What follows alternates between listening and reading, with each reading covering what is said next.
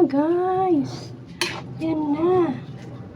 O, pwede na ilagay dito yung ano tayo. Hindi pa eh. Ang dami pa nito. Ayan na.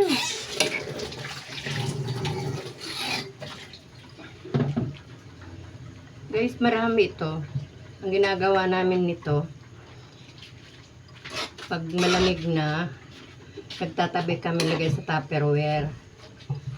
O, pagka, ilalagay sa freezer. Sa freezer po ilalagay. Hindi po sa ref lang. Sa freezer. Ngayon, pag gusto mong kumain, tigas yun eh, di ba? Sa freezer. O, di, kukunin mo na lang. Iinit mo siya.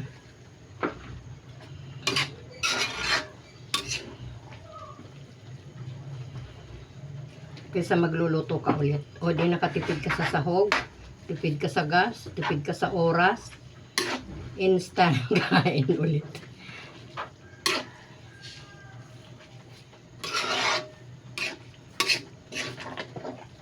Tama na yan sa timpla eh.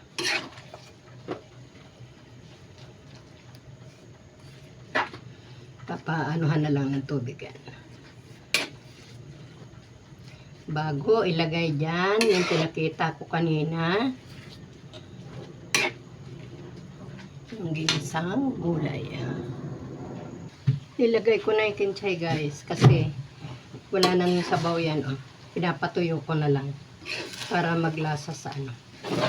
At ilalagay ko yung gulay.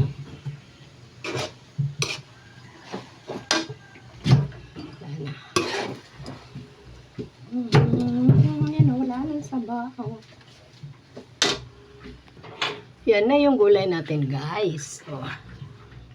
Yan. Hindi na ako magtira. Parang gusto ko magtira pa rin. Kunti lang. Kaparanggot lang. Yan. Yan na guys. Oh. Diyan ko nilagay yung ginisa kong gulay. Kasi luto na yan. Hahalo na lang. Diba? Luto na ang ating pansit. Pwede nang kumain.